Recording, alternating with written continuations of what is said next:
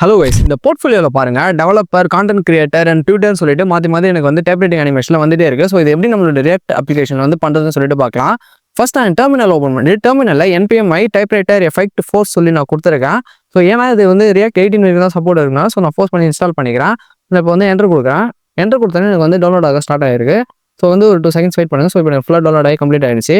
இப்போ நான் என்ன பண்ணுறேன்னா, என்னுடைய டைப் ரைட்டரை வந்து நான் இம்போர்ட் பண்ணிக்கிறேன். ஸோ இம்போர்ட் பண்ணிவிட்டு என்னுடைய ஆப் கம்போனெண்ட்டில் H1 டேக் ஒன்று ஓப்பன் பண்ணியிருக்கேன். ஸோ அதுக்குள்ளே வந்து பார்த்தீங்கன்னா இந்த டைப் ரைட்டர் வந்து கால் பண்ணிவிட்டு ஆப்ஷன்ஸ்னு சொல்லி போட்டு அதில் வந்து ஆப்ஜெக்ட்டில் வந்து பார்த்தீங்கன்னா ஸ்ட்ரிங்கில் வந்து எனக்கு என்னென்ன ஸ்ட்ரிங் வேணும்னு சொல்லி நான் கொடுத்துருக்கேன். லைக் வந்து developer, tutor, content creator, designer சொல்லி நான் கொடுத்துருக்கேன். ஆட்டோ ஸ்டார்ட் வந்து ட்ரூ கொடுத்துருக்கேன். லூப் வந்து ட்ரூ கொடுத்துருக்கேன். டிலே வந்து 50 அண்ட் டெலிட் ஸ்பீட் வந்து நான் 30 வந்து கொடுத்துருக்கேன். ஸோ இப்போ இது எப்படி ஒர்க் ஆகுதுன்னு சொல்லிட்டு பார்க்கலாம். ஸோ இங்கே பாருங்கள், டெவலப்பர் அண்ட் தென் வந்து பார்த்தீங்கன்னா ட்விட்டர், கான்டென்ட் கிரியேட்டர், டிசைனர் சொல்லிட்டு எனக்கு வந்துட்டே இருக்குது. ஸோ இந்த வீடியோ யூஸ்ஃபுல்லாக இருந்துச்சுன்னா மறக்காமல் உங்கள் ஃப்ரெண்ட்ஸுக்கு ஷேர் பண்ணிவிட்டு வீடியோவை லைக் பண்ணிவிடுங்க. பை.